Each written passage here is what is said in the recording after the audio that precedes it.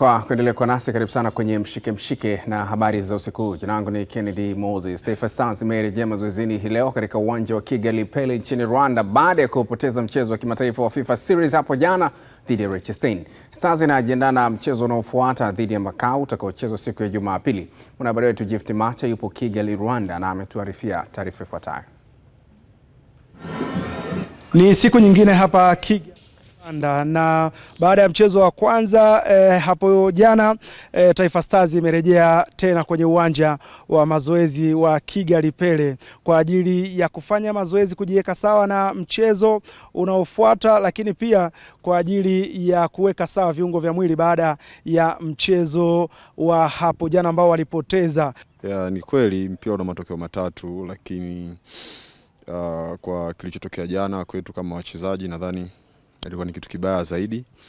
Kwa hiyo na sio tu aibu kwa Tanzania kama taifa, lakini pia ni aibu kwetu kama wachezaji.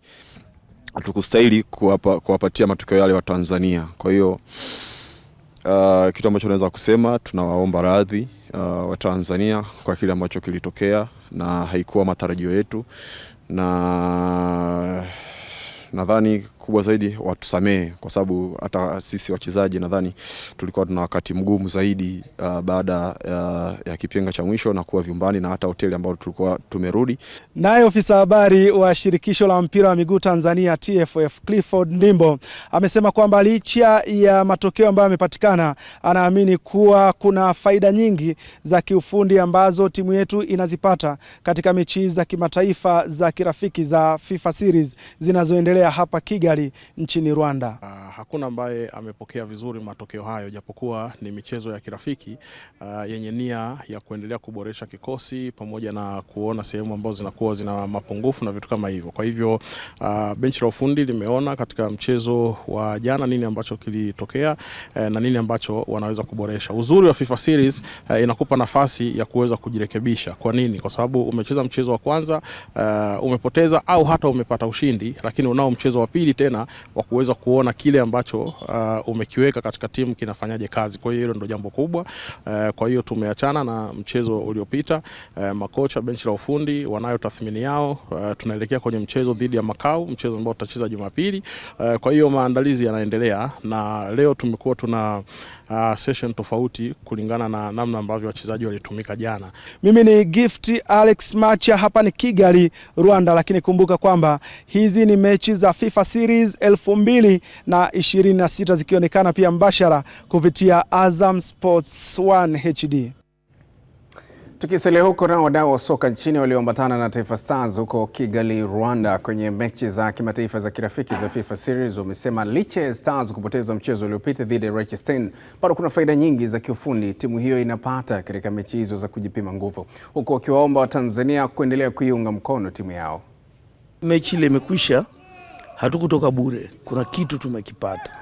Mwalimu, wachezaji wenyewe na viongozi pia kuna kitu wamekipata. Kuna jamaa fulani walikuwa wanauza sabuni, wanasema mtoto asipochafuka atajifunzaje? Kwa jana tumechafuka, tumejifunza kutokana na uchafu tuliopata. Mimi naamini ni bonus kubwa sana kwetu kuelekea AFCON 2027 kuliko tungeenda na matokeo yale tuliyopata kwa tunapocheza na Morocco mpira ule, alafu tukajidanganya kwamba bado upo, alafu tukaingia AFCON tukaadhirika. Kwa hiyo sisi tuishikane ili tuende vizuri, tuendeze kuandaa AFCON ya 2027.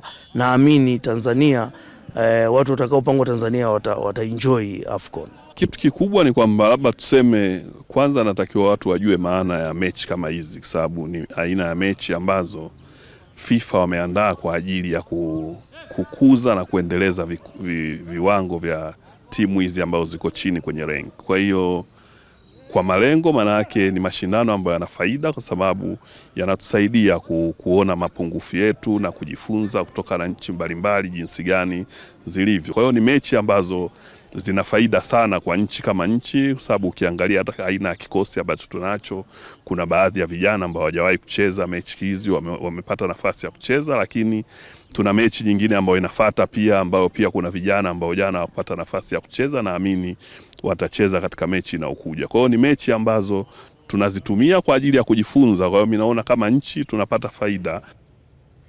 Tukisalia hapo, baada ya timu ya taifa ya Tanzania Taifa Stars kupoteza mchezo wake wa kwanza katika mashindano ya FIFA Series, wachezaji wa zamani wa timu hiyo wametoa maoni yao kuhusu kiwango cha Stars. Nilichokiona jana naweza nikasema kuna kama dharau ya kudharau kazi ya mtu yani. Na nikisema kazi ya mtu ni kuanzia kocha yeye mwenyewe na wachezaji. Unajua hizi mechi unavocheza zinaingizwa katika ringi ya FIFA. Sasa unapokuwa unafungwa kwenye mechi kama hizi unajishusha katika ile kolamu ambayo mnatakiwa kuwa nayo ya juu. Unaposikia mechi yote inaandaliwa chini ya FIFA basi ujue ni mechi ambayo wanachukua rekodi. Sasa cha kuwaomba tu mimi ninachoona, wakipata game kama hizi wawe serious na mechi, wajaribu kucheza au kufanya kile kitu ambacho kinatakiwa. Kwa sababu ukiangalia Taifa Stars walicheza vizuri, lakini naweza kusema umaliziaji kidogo haukuwa kwenye umakini.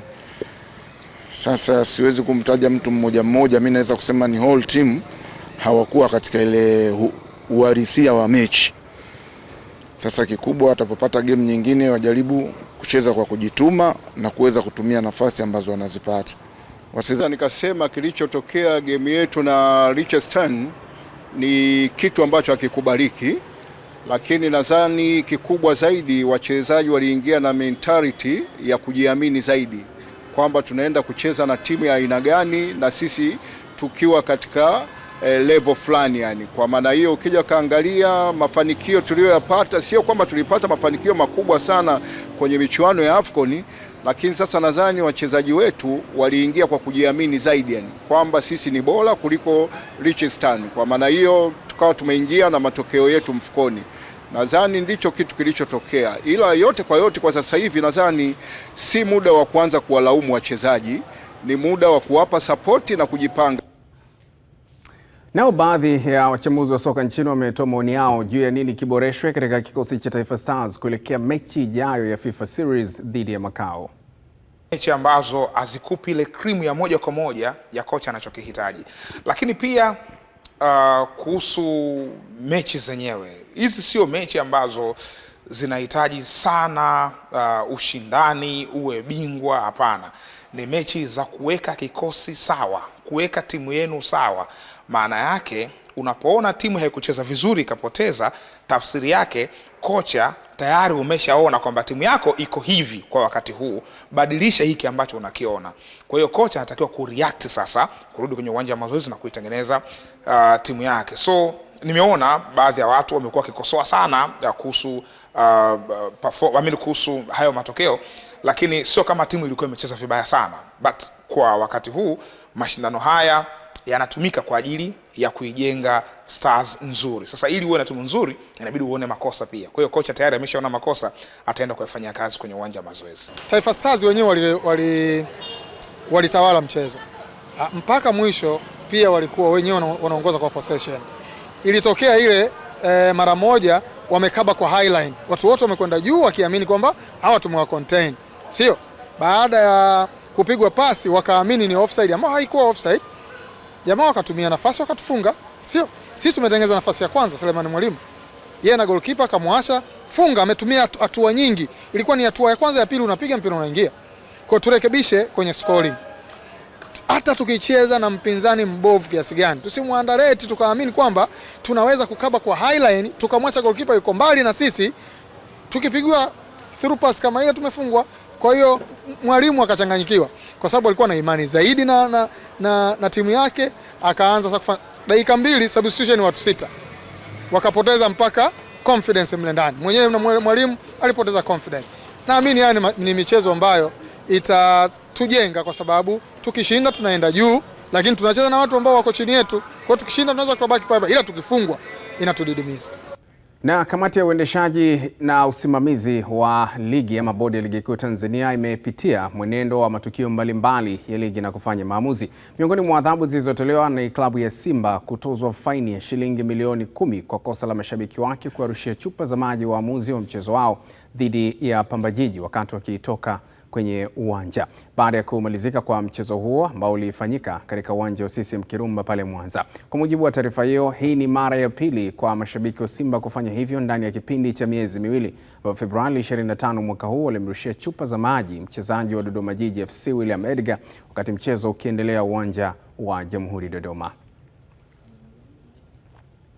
Tukisalia hapo katika mchezo nambari 126 Mtibwa Sugar dhidi ya Young Africans, mchezaji Djigui Diarra wa Young Africans amefungiwa michezo mitatu na kutozwa faini ya milioni 2 kwa kosa la kumshambulia mwamuzi wa mchezo huo mara baada ya mchezo huo kumalizika kwenye uwanja wa Jamhuri pale Dodoma. Kwenye kosa lingine, Djigui Diarra ametozwa tena faini ya shilingi milioni 2 kwa kosa la kuonyesha kidole cha kati wakati akitoka uwanjani baada ya mchezo kumalizika.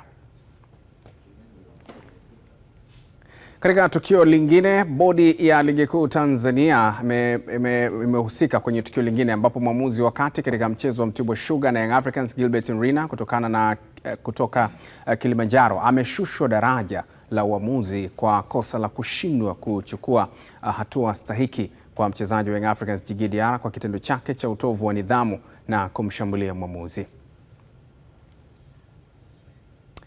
Wakati akiendelea, Young Africans wamepokea taarifa ya kufungiwa kwa goalkeeper wao nambari 1 Djigui Diarra, ambapo meneja wa habari na mawasiliano wa klabu hiyo amesema kutokuwepo kwa Djigui Diarra hakutaathiri timu yao kuelekea kwenye michezo yao ya Ligi Kuu NBC inayofuata.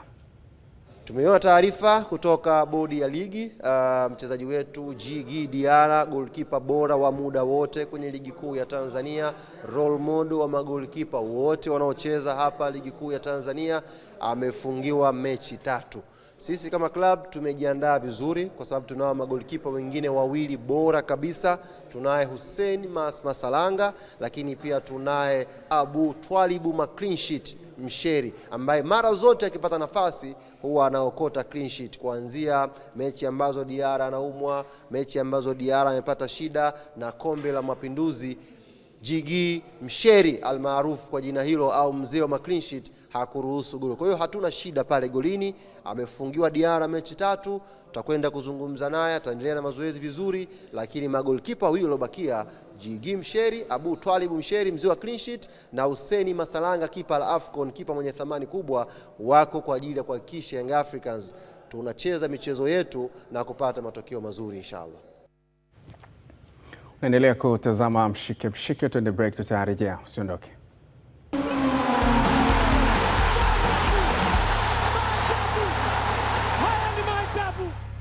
Asante kwa kuendelea kuwa nasi. Huu ni Mshike Mshike, tuendelee kuangazia tulionayo mezani. Meneja wa habari na mawasiliano klabu ya Young Africans Ali Kamwe ameeleza mipango ya kikosi chao kurejea kambini na kuanza maandalizi ya michezo yao ijayo, huku akiweka wazi pia maendeleo yalivyo kwa wachezaji wenye majeraha.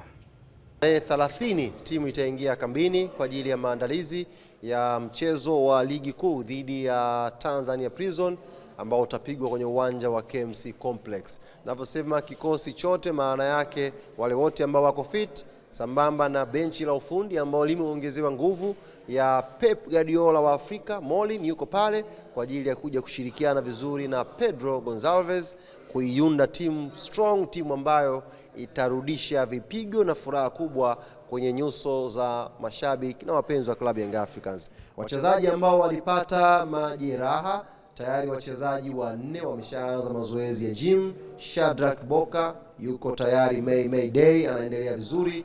Prince Pumelo Dube anaendelea vizuri, Ibrahim Baka anaendelea vizuri, na Edmund John pia naye anaendelea vizuri. Wameshaanza mazoezi ya gym na tarehe 30 watakwenda kujoin pamoja na timu.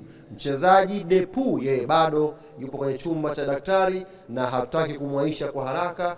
Inshallah anaendelea kurecover na ndani ya wiki moja inayofuatia yeye pia atarejea kwenye mazoezi ya timu pamoja kuja kuipambania timu yetu ya Africa Sports Club.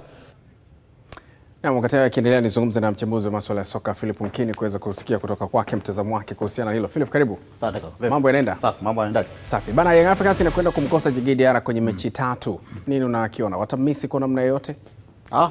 Kwanza ni mchezaji wao bora kwenye timu. Ni mchezaji ambao ni nembo kwenye ligi yetu, kwa hiyo kukosekana kwake ni pigo kwa klabu, lakini kikubwa ni kwamba Yanga bado wana magolikipa wengine ambao wana uwezo wa kufanya kazi yao vizuri wakiwa langoni. Kwa hiyo pamoja na kwamba watamkosa, itakuwa ni nafasi kwa makipa wengine kupata nafasi ya kucheza mechi za ligi.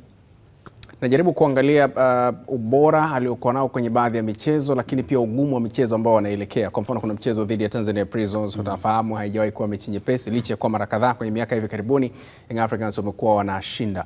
Uwepo wa wale ambao watachukua nafasi yake, kuna utofauti unauona ambao pengine unaweza ukapunguza kasi ama spidi ya Young Africans hasa kwenye kulitetea taji lake? Ya, utofauti upo kwa sababu Diarra mara nyingi tunajua uwezo wake uwanjani. Lakini mimi siamini kama kina Masalanga au magolikipa wengine wanashindwa kucheza mechi za ligi ambazo zipo. Kwa sababu huko nyuma walishacheza na wakaonesha ubora wao. Kizuri na jambo ambalo lipo ni kwamba Yanga wenyewe wameshajipambanua kwamba wana magolikipa wengi, na tumekuwa tukiona wengine wanacheza wanapata clean sheet kama ambazo anazipata Diarra. Kwa hiyo kwangu mimi nafikiri anakosa mechi dhidi ya Prisons, anakosa mechi dhidi ya Pamba na mechi ya FA ya TMA. Kwa hiyo hizo ni mechi ambazo mimi naamini magolikipa wengine wa Yanga wanaweza wakakaa langoni na wakafanya vizuri. Faini zimekuwa nyingi sana nchini. Mpaka yani sasa hivi kila ukiona taarifa ya bodi ikitoka ni milioni na nini. Ni kwamba haziwaumi wanaotoa ama pia mfululizo wa makosa umekuwa mkubwa, na pengine hii ndio namna nzuri ya kusolve hilo? Kwanza mimi kuna wakati nahisi kama vile club zetu zina hela sana sasa hivi. Zimejipambanua kwamba zina hela sana, kwa sababu kuna faini zingine unaziona ya kwamba kwa klabu ambazo zinajua kanuni, unajua kabisa tusipoingia kwenye vyumba tutapigwa faini milioni 10 au milioni 5, lakini hawaingii. Nyingine unajua kwamba unasikia kwamba walichelewa kufika kwenye pre-match meeting, hawaendi na wanachelewa wakati mwingine, kitu ambacho unajua walikuwa kama ingekuwa na wauma sana wangeweza wakawahi. Kwa nafikiri kikubwa ni klabu kusoma zile kanuni vizuri, kusoma kanuni na kuzielewa vizuri na kuzifuata, kwa sababu moja kosa ambalo lipo ni kwamba usipofuatisha wachezaji nao wanawaiga nyie. Mpaka sasa hivi unapozungumza wastani wa mechi 15 16, bodi ya ligi wameshachukua milioni 219 kutoka kwenye club. Yaani kutoka kwenye club zote milioni 219. Na kwa mfano matukio kama haya, kwa mfano Simba, takwimu za hivi karibuni ni kama ndio wanaongoza kwa kukumbana na faini. Simba ameshaichangia bodi milioni 30. Simba na Dodoma Jiji ndio wanaongoza milioni 30, Yanga milioni 20. Lakini kwenye wachezaji kuna mchezaji anaitwa Gabriel Mwapole nafikiri wa Mbeya City, ameshapigwa faini ya milioni 5, anafuata Diarra ambao milioni 4. Kwa wachezaji tu, wachezaji 16 wameshafungiwa michezo 3 mpaka 5, lakini pia wachezaji hao 16 wameshaichangia bodi pia. Kwangu mimi sioni kama ni picha nzuri. Nafikiri kwa mwelekeo wa ligi yetu jinsi ilivyo, tunatakiwa tufanye kazi nzuri zaidi kwenye eneo la nidhamu. Shukrani sana Nkini. Tupata wasaa mwingine wa kujadili mengi zaidi. Ni Philip Nkini, mchambuzi wa masuala ya soka, nikizungumza naye kuhusiana na hicho ambacho tulikuwa tunakijadili hapa cha faini pamoja na adhabu kadhaa ambazo zimetangazwa leo na bodi ya ligi Tanzania. Kuelekea mechi ya ligi kuu soka Tanzania bara ama Mzizima Derby kati ya Azam FC dhidi ya Simba itakayochezwa Aprili 5 katika uwanja wa Benjamin Mkapa, Dar es Salaam. Mashabiki wa Wekundu wa Msimbazi Simba wametamba kwamba safari hii matajiri wa jiji kazi wanayo. Derby ya tarehe 5 sisi tunahitaji sana. Tena wale watoto tunawahitaji sana. Kwa sababu raundi ya kwanza walitusumbua. Tulikuwa hatuko vizuri. Sasa hivi tuna kikosi. Tuna watu. Tena sio wa mchezo nasema. Azam watusamee tarehe 5. Wanakufa mengi. Nyinyi watangazaji wa Azam kawaambieni wadogo zenu tarehe 5 hatuna msamaha. Kwanza hapa tulipo tuko mahali pabaya. Kipindi hiki cha pili hatutaki kabisa kupoteza hata pointi moja. Tunakimbiza mwizi kimya. Tunaanza na wadogo zao kwanza hapa, afu tunafuata wao. Tunaanza na Coast afu tunakuja nao Azam. Sio tufunga winga alikuwa Budo sui nani, sasa hivi tuna mawinga ambao wenyewe unawaona bwana. Kwani mpira hujifichi. Mchezaji ukimwona unamuona huyo mchezaji, haujifichi mpira. Sisi uteja wa Azam si hatuna. Tumemwachia mara kwanza na sasa hivi kosi ambacho Simba.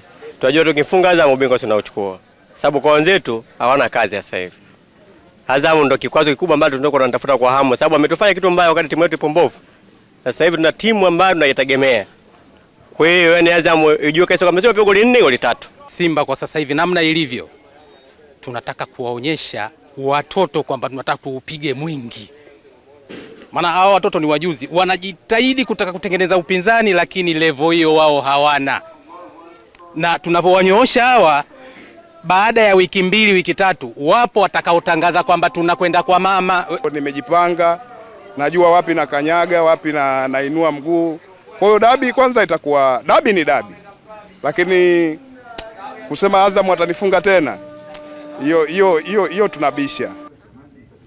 Kwa upande wa mashabiki wa Azam FC wametamba kuendeleza ubabe katika mchezo wa Mzizima Derby dhidi ya Simba Aprili 5 katika dimba la Benjamin Mkapa, Dar es Salaam. Simba kwetu sisi haja kufurukuta. Kuna maana sisi tukicheza mechi na Simba tunajikuta tu yani kama tuko uwanja wa nyumbani, yani mwembe wa nyumbani. Tukijisikia njaa naenda tunapopoa maembe tunakula, maisha mengine yanaendelea. Kwa hiyo sisi hatuna mechi na wao. Wao ndio wana mechi na sisi, sisi mechi nao tushamaliza. Kikosi changu kiukweli kiko vizuri. Tunakipongeza. Kwa hiyo hatuna wasiwasi wowote. Pointi ni za kwetu, ushindi ni wa kwetu. Kisasi chao labda kiende kwa Yanga. Tunaibuka na ushindi. Hata hii mechi ya juzi wacheza nao ya Yanga, ilibidi tuibuke na ushindi. Ila kutokana na uongozi wanawachekea sana wale wachezaji. Wachezaji wanaleta wanakuwa na viwango. Ila lazima wawekee masharti. Kama unacheza chini ya kiwango tutakukata mshahara wako. Umeona? Na kutaki mambo ya masiala. Lakini hao wote tunawapiga sisi kwa sababu hao timu mbovu. Hii mwaka huu ulikuwa mwaka wetu. Alama 3 ni muhimu na kwetu ni uhakika. Bila shida yoyote kutokana timu imejipanga na kocha amejipanga na wachezaji wote wako vizuri na hamna majeruhi na mechi inachezwa saa 1 kwenye uwanja wetu. Shabiki kazi yake ni kushangilia tu ushindi, ila kiutaalam mtu hawezi kupigwa mara mbili akavumilia. Japo kumpiga tunahitaji sisi kumpiga mara mbili, hata mara 3, mara 4, mara 5. Kwa sababu mechi ni kubwa, ni Mzizima Derby. Lazima twende kwa